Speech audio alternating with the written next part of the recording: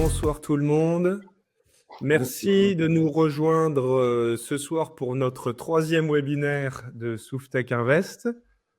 Donc, sont sur scène avec nous Jean-François Nicolino, donc le président de HP2, qui va présenter sa société. Donc, vous avez peut-être participé la semaine dernière à notre premier pitch.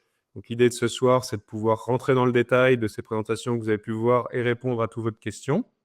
Et puis, je suis aussi content de vous présenter Nadège Monneron, qui fait partie de l'équipe Souftech Invest. Donc, on est très heureux de vous retrouver pour cette deuxième session de pitch. En attendant que les gens se connectent, je voulais vous faire un petit point. Donc déjà sur le webinaire, vraiment, n'hésitez pas à poser toutes vos questions. Un petit point d'actualité, vraiment, comme on dit à l'école, il n'y a vraiment aucune question idiote.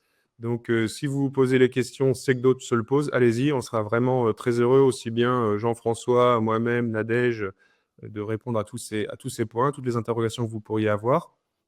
Quelques petits points d'actualité. Donc, Souftech Invest, on continue avec nos partenariats qui se développent avec les réseaux de Business Angel. Je sais que s'est inscrit Olivier Dubois, je ne sais pas s'il est présent là tout de suite, je le salue, qui est lui-même représentant des 2 réseaux de Business Angel, donc avec qui on est en train de mettre en place ce partenariat pour vous faire investir aux côtés des experts du secteur. Et puis, un petit point aussi, on va lancer la campagne de prise de contact direct avec vous pour échanger plus directement, répondre à des questions. Et donc, c'est Nadège qui s'occupe de ça chez Souftech Invest. Et donc, je laisse Nadège vous dire un petit mot. Oui, donc prochainement, moi j'aurai le plaisir de vous avoir personnellement ou pas, mais en tout cas l'équipe aura le plaisir de vous avoir au téléphone. On va vous contacter pour avoir justement votre retour concernant les points d'amélioration de ces webinaires, votre intérêt pour les projets proposés et avoir votre retour. Donc, je pensais que c'était important et on pensait chez Souftech que c'était important que vous puissiez mettre un visage sur un nom, puisque effectivement, on est en dématérialisé, que ce soit au niveau de la plateforme pour les investissements, pour les échanges, pour les mails, et on se voit à travers des écrans. Donc, effectivement, on pensait que c'était important que vous puissiez mettre un visage sur un nom. Voilà, chose faite. Je réponds à la question en même temps. Effectivement, oui, il y aura le replay. Bien sûr, comme pour le replay de la semaine dernière qui est en ligne, il y aura effectivement le replay de Jean-François et de HP2 à l'issue de notre rendez-vous de ce soir. Voilà. Donc, le replay et le pitch deck. Donc, le pitch deck, il est disponible sur la plateforme. Donc, pour ceux qui ne l'ont pas encore fait, vous pouvez créer votre compte souftecinvest.com. C'est facile de créer son compte. On va vous demander juste nom, prénom, adresse mail dans un premier temps. Après, on est réglementé par l'AMF, la plateforme des entrepreneurs est réglementée par l'AMF. Donc, il y aura une procédure où vous devrez télécharger vos pièces d'identité pour vérifier votre identité et vous aurez accès à l'ensemble de la documentation. Ce soir, l'idée, c'est que Jean-François va rentrer dans plus de détails et surtout répondre à toutes vos questions. Donc, je vous propose de commencer maintenant. Et donc, je laisse la parole à Jean-François pour la présentation détaillée de EHP2. À la suite de la présentation, alors, on prendra des questions en direct. Et à la suite de la présentation, l'échange qui est prévu. Jean-François, je te laisse la parole. Bonsoir à tous. Je vais commencer par une présentation du projet, puis après on parlera un peu de données financières. Donc un petit peu d'histoire. Donc moi je suis Jean-François Nicolino. J'ai commencé ma carrière chez Peugeot Sport en 1990 en sortant de l'école. Et j'ai eu la chance de participer à des développements de moteurs de compétition de très haut niveau, l'endurance et la Formule 1. En 2003, quand Peugeot Sport a arrêté ses activités, j'ai rejoint le groupe Mecachrome pour diriger une business unit de recherche, développement et industrialisation de gros motopropulseurs. Donc, dans ces 15 années jusqu'à 2018, j'ai dirigé un groupe d'ingénierie et d'industrialisation pour faire des moteurs qui ont gagné les 24 heures du Mans avec Peugeot, donc des V12 et des V8 diesel. Toute la génération des moteurs de Formule 2, donc juste avant la Formule 1, hein, donc des V8, des V6. Quelques moteurs, quelques turboréacteurs, et aussi des moteurs aéronautiques diesel pour des avions ou des hélicoptères, et puis aussi des moteurs hors bord. Et en 2018, j'ai décidé de créer ma société sur le même modèle, c'est-à-dire conception et fabrication de gros motopropulseurs, mais à mon compte. Donc aujourd'hui, depuis 6 ans, EHP2 est orienté principalement sur la conception et le prototypage de gros motopropulseurs décarbonés souverains et se transforme aujourd'hui vers une étape industrielle, d'où la demande de levée de fonds que nous commençons aujourd'hui. Aujourd'hui, on a un chiffre d'affaires de 650 000 euros, donc principalement sur de l'ingénierie, 9 salariés, et un chiffre d'affaires de 350 000 euros à peu près, qui nous donne une visibilité sur à peu près 6 mois. On est intégré dans un écosystème très général français lié à l'aéronautique, le terrestre, le naval, la défense. Et on est accéléré et fortement aidé par plusieurs clusters ou associations, donc la Place Stratégique, qui est une association très dépendante de la DGA, qui permet d'aider les sociétés jugées stratégiques à se développer. On fait aussi partie de l'accélérateur Nemo Startup industriel pour accompagner notre phase d'industrialisation. On est aussi fortement aidé par la BPI, notamment dans le cadre d'un programme de recherche et développement et industrialisation de moteurs à hydrogène, comme nous verrons après. Et puis, on a un partenaire historique, qui est l'Institut français du pétrole, notamment dans le développement de tous nos moteurs.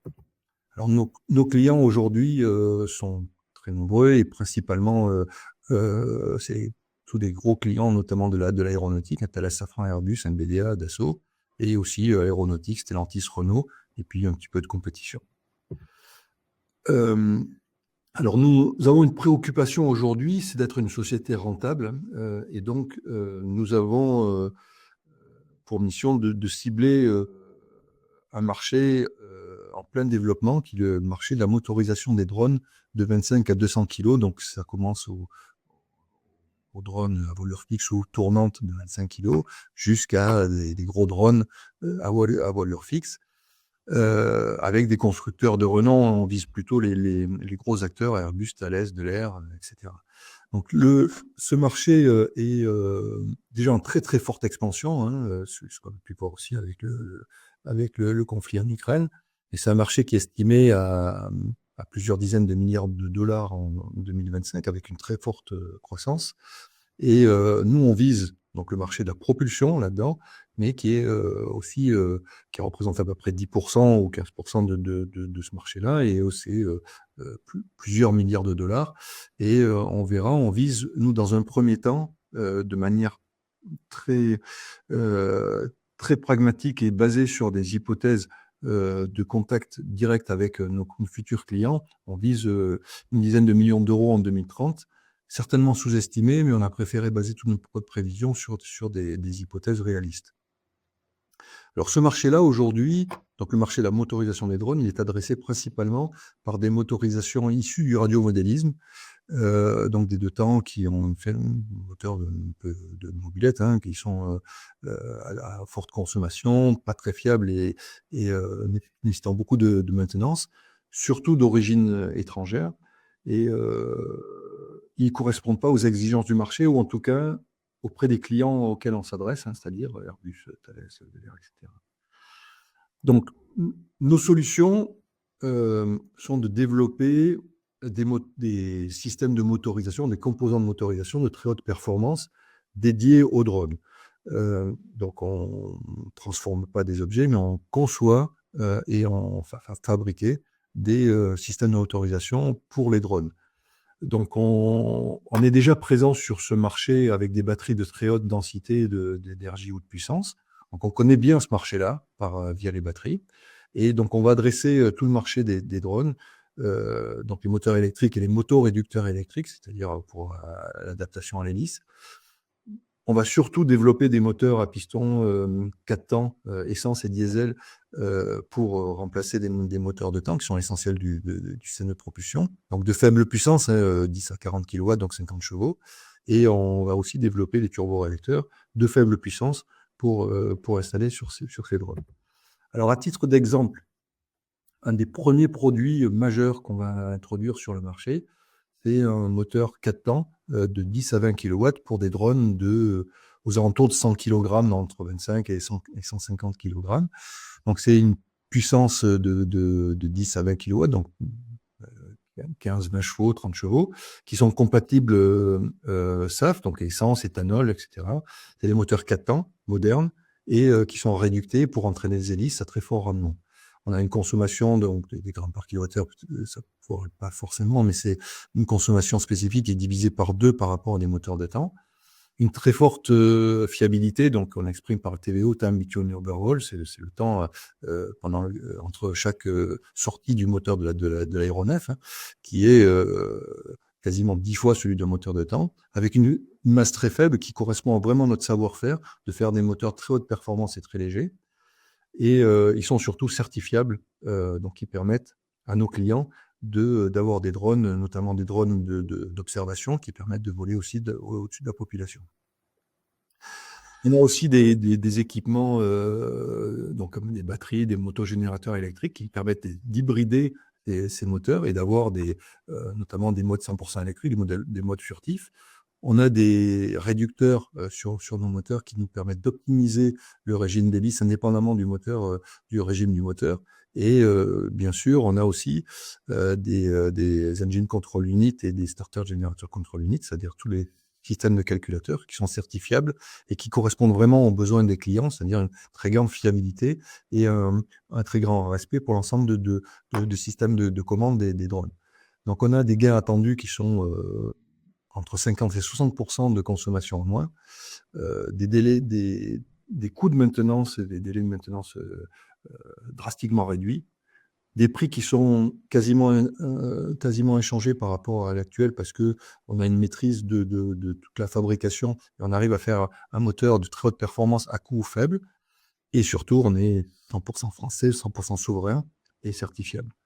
Et notre atout, c'est sur 3 volets, d'abord de maîtriser l'ensemble des technologies, donc par notre historique et savoir-faire, donc l'électronique, les systèmes de combustion, la thermique, et avec des avantages technologiques élevés comme le rendement qui donne de l'autonomie, la certificabilité.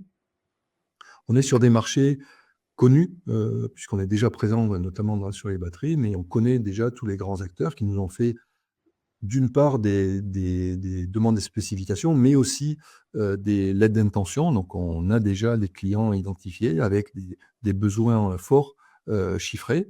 Et puis, on a le souci d'avoir un développement et une fabrication souveraine et avec l'intégralité de la phase de conception 100% française jusqu'à la fabrication 100% française, donc 100% souveraine.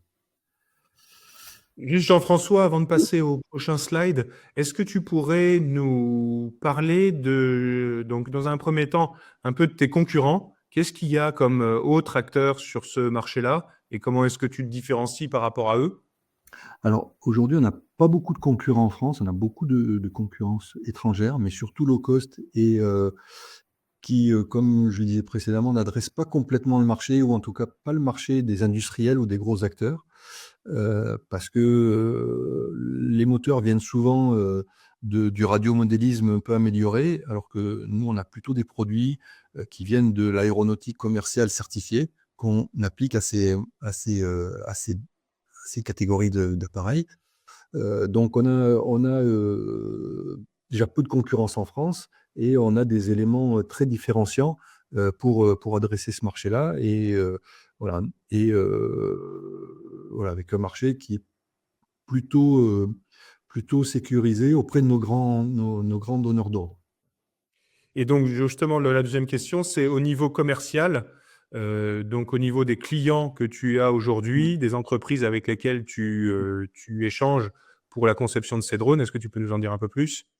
Oui, donc on est en contact avancé, comme je disais, avec des expressions de besoin, des techniques et commerciales, avec les plus grands noms de l'industrie française, principalement, donc Thales, Safran, Airbus et Airbus Hélicoptère, et également tous les grands dronistes français de l'air, Skydrone, Hexadrone, etc.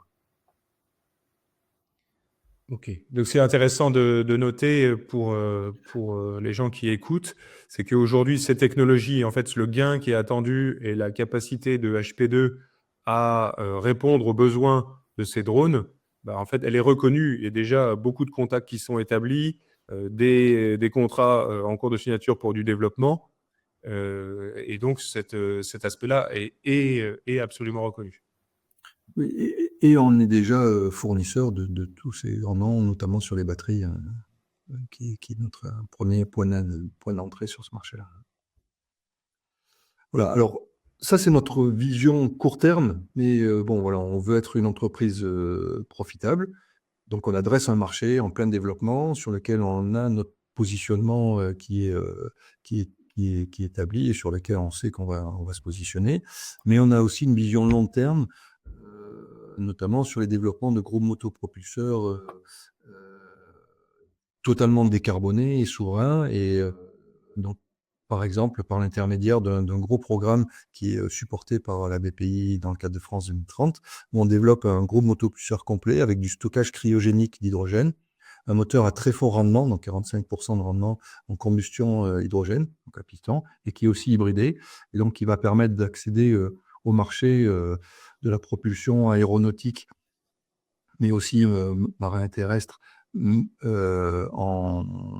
totalement décarboné, mais ça sera à l'horizon 2030. Donc on a un marché très court terme, 2025-2026, avec des petits moteurs de drones, mais un marché très très porteur, et aussi une vision long terme avec de l'aviation, en participant à l'aviation décarbonée, notamment par des solutions de stockage cryogénique et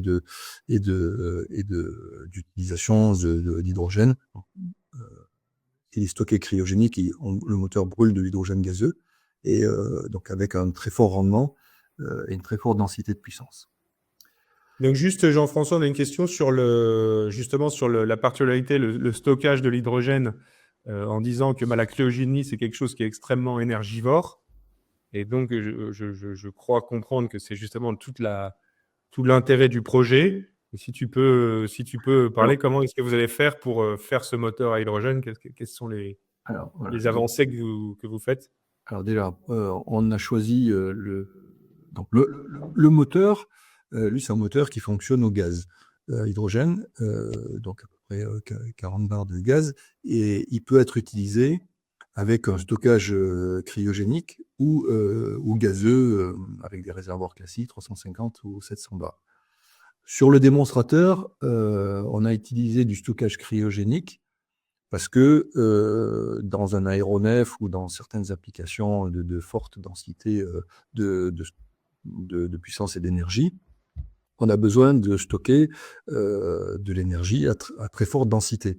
Donc on a un gain entre du stockage cryogénique et du stockage gazeux, un gain à peu près de l'ordre de 5. Donc si on veut optimiser le transport décarboné à base d'hydrogène, il faut qu'on choisisse du stockage cryogénique. En tout cas, c'est tous les grands acteurs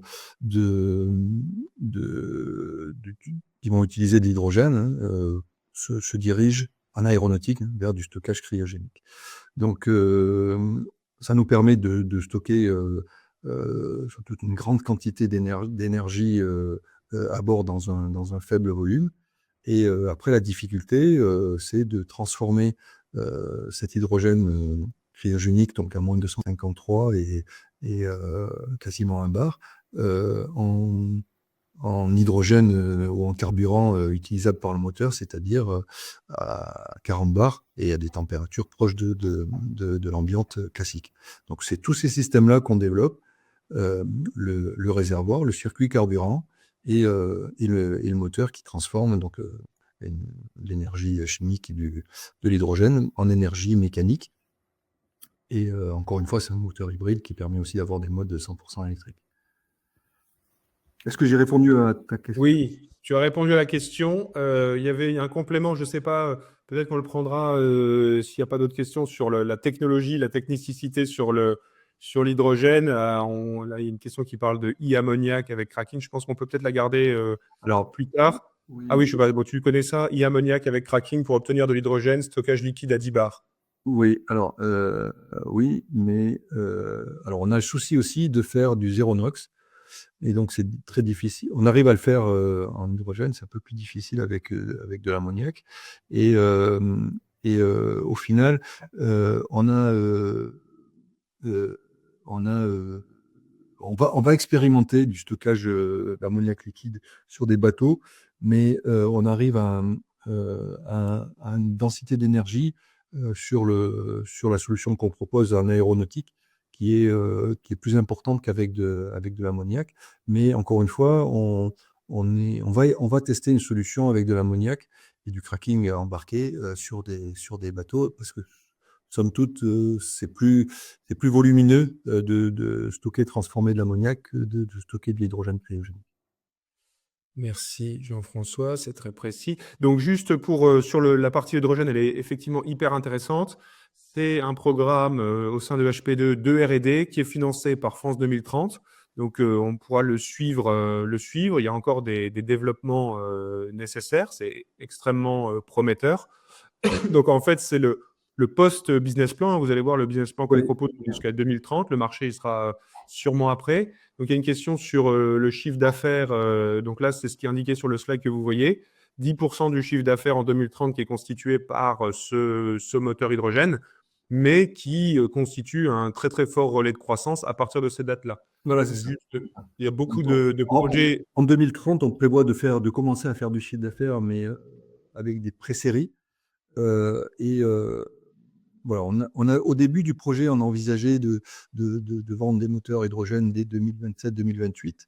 Mais enfin, vous voyez toutes les annonces qui tendent à montrer que le marché de l'hydrogène glisse. Et donc, c'est pour ça que dans nos dernières prévisions, on envisage des pré-séries qu'à partir de 2030. Et donc, ça répond aussi à la question de Vincent, parce qu'effectivement, il y a toute la partie acheminement de l'hydrogène sur les aéroports, et donc là, toute la logistique qui va autour. Et ça, c'est des choses qui prennent du temps, donc qui sont à résoudre. Alors, je voyais des publications récentes, je crois que c'est de l'EASA, sur comment on fait pour amener de l'hydrogène sur les aéroports. Et ça, c'est le travail qui va être fait par d'autres en parallèle pour arriver effectivement en 2030 à des chaînes d'approvisionnement hydrogène. Mais ce qui est assez certain, c'est que cette technologie-là, notamment pour l'aéronautique, notamment la combustion d'hydrogène, parce qu'il y a d'autres projets avec des piles à combustible, mais là, les gens commencent à se rendre compte que pour un avion, la densité de puissance est très importante, et donc la combustion d'hydrogène va être importante, et le stockage est aussi une question fondamentale. Et en fait, l'intérêt du projet de HP2 financé par France 2030, c'est la maîtrise intégrale du réservoir jusqu'à l'hélice, Voilà. de toute la chaîne de propulsion. Donc ça, c'est vraiment le gros sujet de EHP2, c'est la maîtrise de ce qu'on appelle, donc vous avez vu le GMP, le groupe motopropulseur, c'est-à-dire l'intégralité de tous les composants qui, sur des applications extrêmement spécifiques, permet d'obtenir des gains hyper significatifs en optimisant chacune des briques. Et notamment, vous avez vu, si on réapplique ça au domaine des drones, des consommations qui sont divisées par 2, des efforts sur la maintenance drastiquement réduits. Et donc, en fait, c'est ça aussi que le projet hydrogène montre, c'est que EHP2, il a cette caractéristique de maîtriser l'intégralité de la chaîne. Je vous propose d'avancer sur le sujet, puis de revenir... Juste en conclusion, donc un point de focus ou de convergence à court terme sur des marchés immédiats qu'on veut adresser tout de suite, d'où la levée de fonds de 500 000 € qu'on fait aujourd'hui, mais on garde toujours une vision sur l'avenir, notamment avec les projets liés à l'hydrogène. Quelques éléments financiers. Donc, notre plan de développement ou plan d'investissement, on le prévoit de 2025 jusqu'à 2030. Et donc, il prévoit des investissements à hauteur de 11 millions d'euros sur 2 grands volets. Le premier, c'est 7 millions d'euros de R&D, dont le programme de l'hydrogène de 3,7 millions, et puis qui est un peu, donc encore une fois, qui va s'étendre de 2025 jusqu'à 2030. Et les moteurs de drone de 2 millions d'euros sur lesquels il faut investir tout de suite. Donc, c'est une des utilisations qu'on va faire de la levée de fonds, on a vu. Et puis, on accompagne aussi le développement des moteurs thermiques de drones par des développements sur des batteries et des moteurs électriques ou des motoréducteurs électriques, en proposant toute une gamme de produits, encore une fois, souverains par rapport aux produits chinois. Et on a aussi un volet industrialisation. On prévoit donc la construction d'une usine ou des locaux dans lesquels on aura un bureau d'études, certes, mais aussi tous les moyens d'assemblage, de contrôle et d'essai liés à la production de tous ces systèmes de motorisation pour l'aéronautique principalement. Et on va mettre bien sûr en place une organisation qualité industrielle. L'objectif, on va le voir plus en détail, c'est d'abord 22 millions d'euros de chiffre d'affaires en 2022 et 25% d'EBITDA et d'être une petite centaine de personnes à l'horizon 2030. Donc on a 2 étapes de financement que vous allez voir. La première, c'est celle qu'on fait avec Souftech Invest et 500 000 € pour accéder, encore une fois, au marché très court terme qu'on veut pas laisser passer. Donc c'est pour ça qu'on a besoin d'énergie financière pour développer des moteurs. Donc, on a des petits moteurs thermiques de 10 à 20 jusqu'à 40 kW à développer et des batteries, des moteurs réducteurs électriques qu'on va développer tout de suite. Et après, on a une étape à partir de 2027 qui sera plus importante pour continuer le développement R&D des produits, dont les moteurs H2 qu'on va accélérer. Mais à partir de 2027, la construction de l'usine et l'industrialisation de tous nos produits, donc toute une étape industrielle qui va nécessiter beaucoup plus de moyens pour devenir une vraie grosse entreprise industrielle à partir de 2030. Donc un graphique qui synthétise tout ça. Donc aujourd'hui, en 2024, on fait à peu près 800 000 € de produits, dont 650 000 € de chiffre d'affaires. On veut faire une levée de fonds de 500 000 € donc en 2025, et on devrait faire aux alentours d'1,5 million de chiffre d'affaires entre l'ingénierie et puis le débit des produits. Et les 500 000 € qu'on lève, donc encore une fois avec Souftech, concerne principalement l'industrialisation de batteries et surtout de moteurs de drones à piston qu'on a vu de 10 à 20 kW. Et donc dans l'objectif, encore une fois, d'adresser tout de suite le marché et de générer du chiffre d'affaires et du profit tout de suite. Et notre deuxième levée de fonds aux alentours de fin 2026-2027 de 3,5 millions, et accompagné de subventions diverses et variées, notamment des premières usines, pour accompagner le développement qui va nous mener à un chiffre d'affaires de l'ordre de 20 à 25 millions d'euros à l'horizon 2030-2031, avec un EBITDA relativement fort de 5 millions d'euros. Voilà, donc notre modèle d'affaires, il évolue beaucoup, hein, donc de 100% d'ingénierie en 2024, on va passer à un chiffre d'affaires d'études d'ingénierie à seulement 10%, et on va avoir 70% de production, industrialisation, vente de produits. Et comme on s'adresse beaucoup au marché de l'aéronautique ou de la défense, on va aussi avoir une part de marché relativement importante sur la maintenance, et donc on va exploiter tout ce qu'on peut exploiter d'un modèle d'affaires industriel, notamment en aéronautique. Quelques détails, mais que vous avez aussi dans la note d'investissement qui est disponible. Mais donc voilà, on retrouve nos 22 millions de chiffre d'affaires à l'horizon 2030, un EBITDA de 5 millions d'euros et un résultat net qu'on espère aux alentours de 3 millions d'euros. Et pour consolider notre vision de la première levée de fonds de 500 000 euros, donc qui encore une fois concerne des batteries et des petits moteurs de drone. Donc cette levée de fonds de 500 000 euros va nous permettre de générer à l'horizon 2030 un chiffre d'affaires relativement important de l'ordre de 8 millions d'euros et surtout une EBITDA de 1,6 million d'euros. Donc une levée de fonds très profitable et encore une fois, il faut la faire maintenant pour adresser le marché des drones qui est en pleine expansion. Donc j'en ai fini avec la présentation. Pierre-Élie, je te laisse la parole. Merci. Donc, juste j'ai bien vu les différentes questions techniques. J'ai juste terminé, là, qu'on est sur les aspects financiers, pour vous parler donc de l'opportunité d'investissement et de la valorisation. Donc, Jean-François vous en a parlé aujourd'hui. Donc, c'est l'opportunité de rejoindre, d'investir dans le capital de HP2 dans un premier tour, donc avec des niveaux de valorisation intéressants. Donc, ce premier tour de financement de 500 000 euros, c'est le développement des moteurs de drones sur le marché des drones. C'est la poursuite.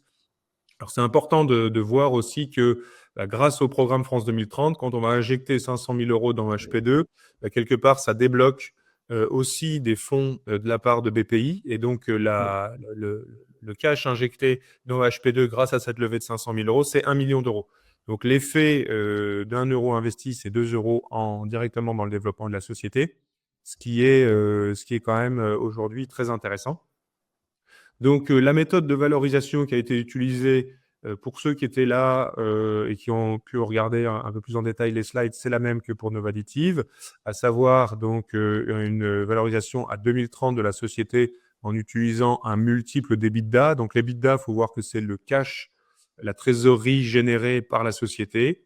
Donc, un multiple de 8, qui est un multiple qui est utilisé traditionnellement pour ces types d'entreprises, assez raisonnable, enfin même raisonnable, en considérant la typologie, donc le marché qui est un marché de niche, donc nécessairement à forte marge, aéronautique en particulier, c'est des modèles à forte marge. Le modèle aéronautique, où Jean-François a évoqué ça, mais il y a un fort intérêt justement sur les revenus récurrents générés par l'activité aéronautique. Donc, ça veut dire que quand un moteur HP2 va être monté sur un drone, nécessairement, tout au long de la vie du moteur et du drone, il y a des opérations de maintenance qui doivent être faites, certaines par l'opérateur, mais aussi régulièrement des opérations de maintenance faites par le constructeur. Donc, c'est un modèle qui génère des flux de trésorerie récurrents et visibles. Et aussi donc le très haut niveau de technologie et les fortes barrières à l'entrée, parce qu'aujourd'hui, un compétiteur de HP2 a besoin de se développer sur toute la gamme de produits. Donc, on a parlé des batteries électriques, on a parlé des moteurs électriques, on a parlé des moteurs à combustion. Et ça, ce sont quand même de très, très fortes barrières à l'entrée. Donc, c'est pour ça que le multiple de 8 est justifié. Et je reviens sur le fait que post-2030, il y a encore un relais de croissance hyper intéressant qui est donc le moteur hydrogène. Donc, on arrive donc sur une valorisation de la société autour de 40 millions d'euros à 2030. Et la méthode de valorisation, c'est qu'aujourd'hui, pour ceux qui rentrent, c'est de pouvoir leur proposer un objectif de multiple sur leur investissement supérieur à 5. Et donc, en fait, un TRI, donc un taux de rendement interne, donc c'est quelque part assimilable à la rentabilité de l'investissement de 40%. Donc, ça nous conduit à une valorisation de la société aujourd'hui HP2 de 5 millions d'euros. Et donc, la prise de participation à travers le holding mis en place par SoufTech Invest, une participation aujourd'hui autour de 9%. Donc voilà la proposition qui est aujourd'hui disponible sur la plateforme, comme d'habitude, à partir donc de 500 euros. Et donc c'est ça. Alors, je vous propose de reprendre un peu les questions qui ont été posées. et revenir sur des questions plus techniques. Alors, j'ai vu une question de Olivier Dubois sur les batteries. Oui. Donc, les batteries, la question, je la lis directement. Les batteries sont vos produits série actuels. Alors, est-ce que c'est vraiment de la série ou est-ce que c'est du spécifique? Tu pourras nous le dire. Quelle place aura cette activité dans la croissance du chiffre d'affaires par rapport aux autres produits moteurs? Alors aujourd'hui, voilà, nous on est positionné déjà sur le marché des batteries. On n'est pas producteur de cellules, on est intégrateur de cellules. On est positionné sur un marché de batteries principalement en B2B. Et on fait des batteries spécifiques selon les besoins clients. Donc on n'a pas beaucoup de standards. Alors on est en train d'en créer, notamment pour les drones, mais on a des batteries très spécifiquement développées pour nos clients et donc qui nous financent une partie des études, mais surtout qui nous donnent des prévisions de commandes. Et donc on a beaucoup de petites séries à produire spécifiques, mais qui au final font des chiffres d'affaires relativement importants. Et donc à l'horizon 2030, on prévoit d'avoir un chiffre d'affaires sur les batteries, mais de l'ordre de 1 à 2 millions d'euros de chiffre d'affaires sur les batteries. Est-ce que j'ai répondu à la question? Oui, de la croissance du CA, oui, Ouais. tout à fait. Alors, juste les trois piliers, batterie, moteur électrique, moteur thermique. Hein. C'est ça les trois piliers. Donc, dans l'idée de faire des groupes motopropulseurs hybrides qui sont hyper intéressants pour les drones, à savoir que les drones de cette gamme-là ont besoin de forte puissance pour le décollage et pour l'atterrissage. Donc, ils partent en fait en électrique. Peu de puissance pour la croisière. Donc, quand le drone vole, finalement, le moteur thermique, il a peu de puissance, mais par contre, il a une longue endurance. Donc, il faut des moteurs qui consomment peu et qui n'ont pas besoin de beaucoup de maintenance. Et donc, en fait, le moteur hybride est hyper adapté pour ça. Et la force de HP2, c'est de pouvoir faire des moteurs spécifiques avec donc une gamme de produits. Alors, oui, ça c'est important aussi, le côté, là je reviens sur le côté intégration, c'est ce qu'on voyait, ça nous a beaucoup plu dans le modèle HP2, c'est-à-dire que là, le moteur, c'est une gamme de moteurs.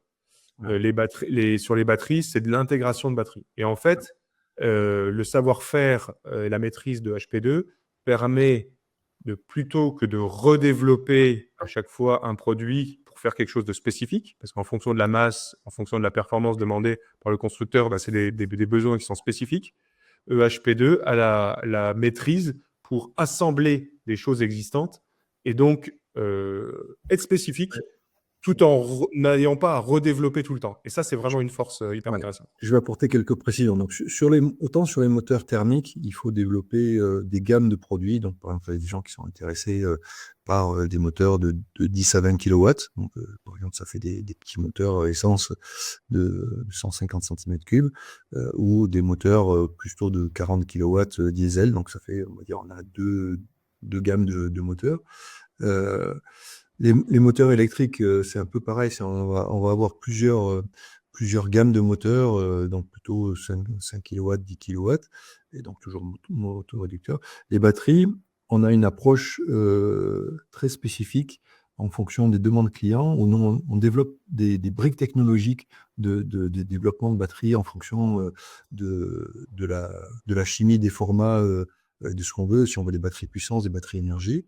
Et on assemble, on fait des batteries un peu à la demande du client, où on assemble tous ces briques technologiques pour faire, par exemple, des batteries de 7,5 kWh si un client qui veut ça, plutôt que de faire des batteries un peu classiques, 1, 2, 5 kWh, etc. Donc, nous, on adapte le besoin particulièrement aux clients et souvent à la géométrie, au volume accessible sur les drones, et ce qui est très apprécié, notamment des dronistes qui ont en multirotor, où ils ont des besoins très particuliers en termes d'énergie, puissance, et ils sont très très limités par la masse et le volume, et donc on adapte nos concepts à leurs besoins. tout en ayant encore une fois, des briques technologiques. Donc, on n'a pas de développement, mais c'est simplement, on crée pour eux des petites séries de batteries adaptées à leurs besoins.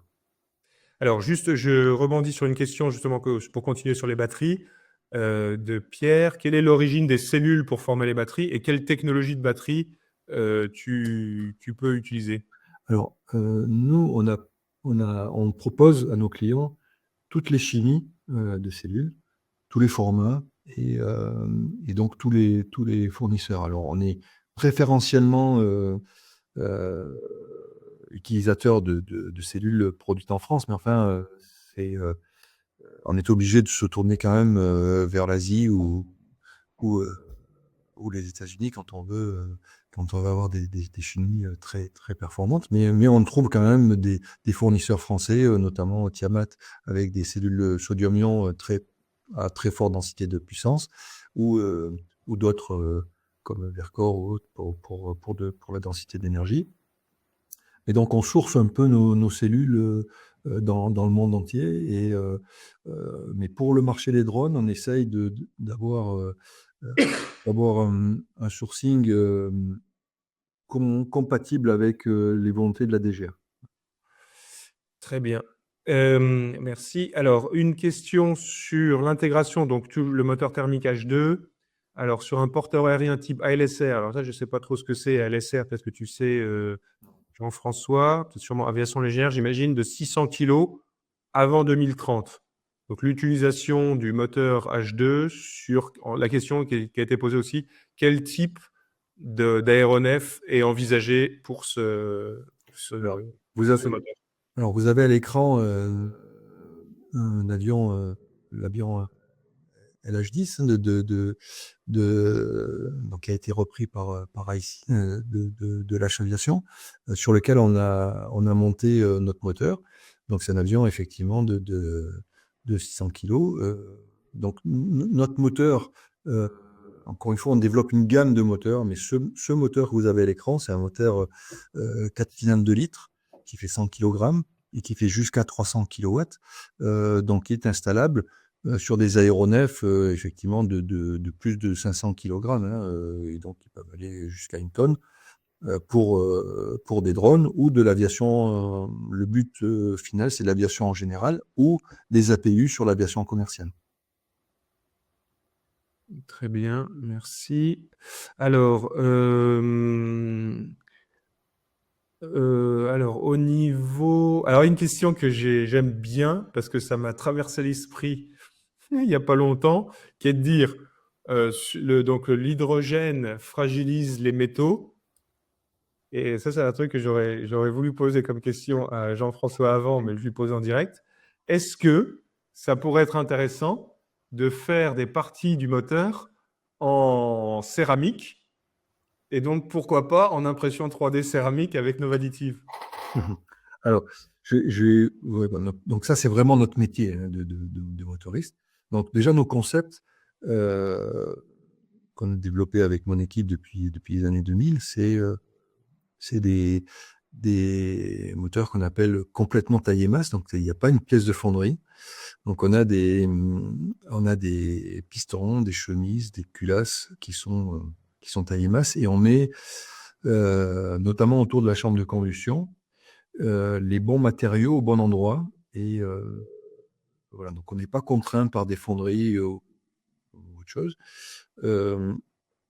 Et dans un moteur à combustion interne, on a une problématique fondamentale, c'est la tenue aux très fortes pressions, et notamment sur le moteur à hydrogène. Donc, on est à plus de 200 bars dans la chambre de combustion. Et surtout, on a une forte problématique de l'hydrogène qui est le très faible besoin en énergie d'initiation pour brûler, donc une très forte propension à s'auto-allumer et donc à faire du pré-allumage pour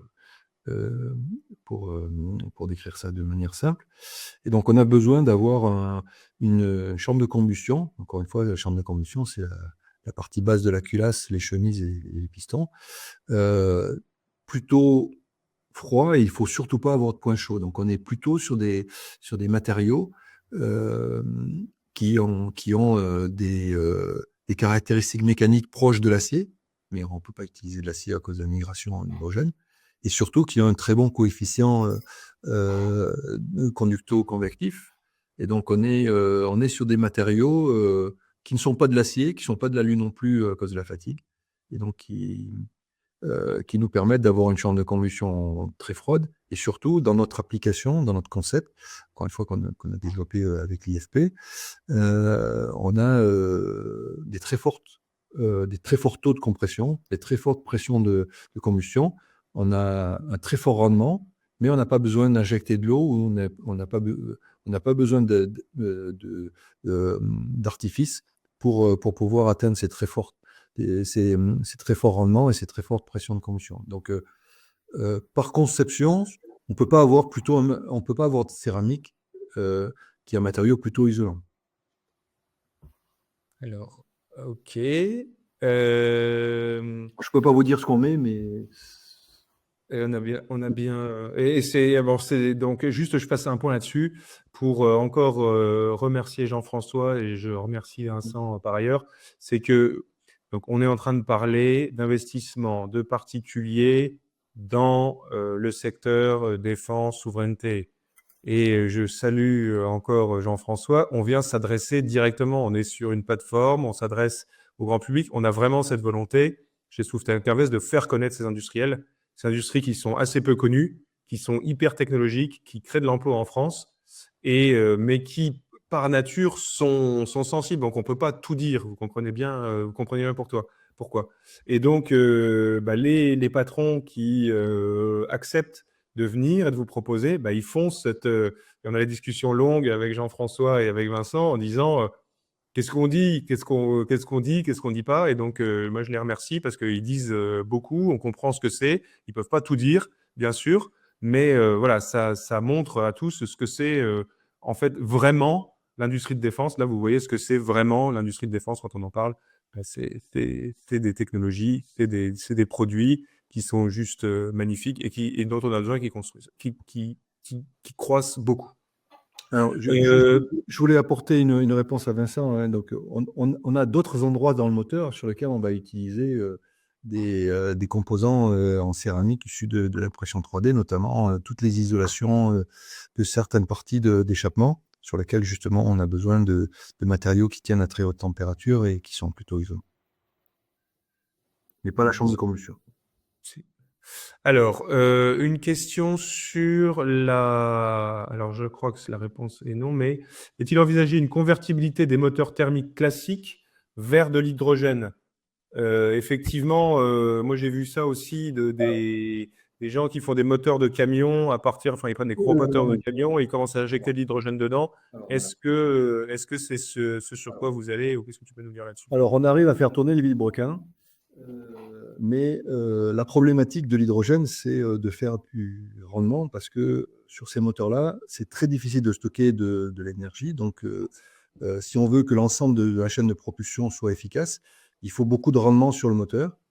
Et donc, et ça, c'est pas possible ni en repartant d'un moteur diesel, ni avec un moteur essence. Il faut concevoir le moteur pour qu'il brûle de l'hydrogène. Donc, quand on fait du rétrofit, encore une fois que ça vienne de base un moteur diesel sur lequel on met une culasse à allumage commandé, ou si on part de moteur à essence, on ne va pas arriver à avoir des rendements de combustion aussi élevés que ce que nous on propose. Donc on va avoir un moteur qui va faire au mieux 30-35% de rendement, alors que nous on propose, c'est un moteur conçu pour ça, 45% de rendement. Très bien. Et la plupart des moteurs rétrofités font moins de 30% parce que, en plus, on est obligé d'injecter de l'eau et ça baisse tout de suite le rendement. Peut-être ce qu'on peut juste souligner ici, c'est que toi, les applications que tu vises, c'est l'aéronautique. Et donc, tu as des contraintes de masse qui sont colossales. Et donc, tu es obligé d'avoir des densités de puissance, donc des moteurs qui, quand tu dis de 30 à 40, ça peut paraître, on se dit c'est pas grand-chose, mais pour un avion, l'avion il décolle pas, quoi. S'il n'a pas le rendement de 30 à 40, l'avion en fait il reste sur la piste, et puis c'est un camion, et puis en fait il ne décolle pas. Donc les contraintes qui sont regardées ici, c'est nécessairement, c'est ce qu'on dit, c'est la niche, c'est vraiment de l'ultra performance, c'est d'aller chercher les pourcentages de rendement les uns après les autres en optimisant la chaîne complète de propulsion. Et donc c'est ce que fait EHP2 et c'est pour ça que l'entreprise est hyper intéressante. Voilà, mais je fais un point quand même. Quand on a un moteur qui a un très fort rendement, c'est intéressant de toute façon pour la consommation. Le moteur, certes, il a été développé pour des applications aéronautiques, mais le même moteur va être installé dans des bateaux, dans des camions, sur lesquels on a déjà des demandes, parce qu'on a un très fort rendement et très faible consommation. Et même si sur des camions ou des voitures ou des bateaux, on est moins contraint par la masse, mais au final, on est quand même contraint par cette masse d'hydrogène, la difficulté qu'on a à stocker de l'hydrogène, quel que soit le porteur. Donc le rendement est fondamental sur des moteurs à hydrogène. Très bien. Merci à tous de vos questions. Je prends la dernière question de Jean-Luc sur le taux de souscription après une dizaine de jours. Donc, conforme à nos attentes, finalement, on est des pionniers, hein. Donc, on a ce qu'on fait et ce que vous faites en participant aussi, personne ne l'a jamais fait. Proposer des sociétés de défense. Donc, nous, on est conforme à nos attentes d'avoir ce soir 60 personnes qui assistent au premier webinaire de 150. On sait que les investissements, ça prend du temps. Donc, on a déjà collecté en une semaine et demie 120 000 euros. On est très heureux. On remercie ceux qui l'ont fait. S'ils veulent mettre plus, allez-y. On le souhaite. On continue. Les autorités françaises s'intéressent de plus en plus à ce qu'on fait. Donc, il va y avoir de plus en plus de monde qui vont rejoindre le mouvement. Ce qui était important pour nous, c'était de mettre à disposition les projets. Vous voyez, on parle d'entreprises de défense qui se financent en financement participatif. Donc, en soi, on est heureux et c'est conforme aux attentes. Et moi, j'ai qu'une envie, c'est d'être surpris. Donc, on est très heureux des échanges, des questions qui sont absolument passionnantes. Donc, on vous remercie de la participation. Parlez de SoufTech Invest autour de vous. Si vous connaissez des gens qui s'intéressent à l'industrie de pointe, à la souveraineté économique, qui se posent des questions, comment est-ce que je peux faire pour mettre de l'intérêt patriotique, industriel dans mes investissements. C'est facile, c'est une plateforme Internet, c'est à partir de 500 €. Donc, on compte sur vous pour en parler autour de vous. On compte sur vous pour nous faire vos commentaires. Qu'est-ce qui vous plaît? Qu'est-ce qu'on pourrait faire de mieux? Qu'est-ce qui ne vous plaît pas? S'il y a quelque chose qui ne vous plaît pas, c'est toujours utile. Et puis, on reste à votre disposition à travers l'adresse contact@souftecinvest.com, le site internet, les adresses mail pour répondre à toutes les questions, si vous vous en posez encore. On vous l'a dit en début, Nadège va prendre contact directement avec vous, n'hésitez pas. Et puis, on espère que les projets, et notamment ce soir, vous avez vu que c'est un projet hyper intéressant, le drone, on a besoin, donc vous connaissez tous la place fondamentale que prennent les drones aujourd'hui. Un motoriste, un fournisseur comme HP2, c'est un élément clé. J'ai vu Thomas rappeler ça. C'est un élément clé dans la chaîne. Et donc, allez sur la plateforme, regardez les documents, posez vos questions et on l'espère, investissez dans ce projet. Didier, j'ai bien reçu votre mail. On vous met en contact avec Jean-François. C'est intéressant, votre projet. Et donc, bien sûr, on répondra à votre question. Merci à tous. Merci. Et à très bientôt. Et alors, juste une petite annonce, on va faire un événement en présentiel très bientôt sur Paris pour l'instant. On a plein d'idées à faire des choses en province, mais ça sera à Paris au début. Donc, restez à l'affût et on sera très heureux de vous rencontrer en physique et de pouvoir échanger directement. On sera les plus heureux de faire ça. Merci à tous.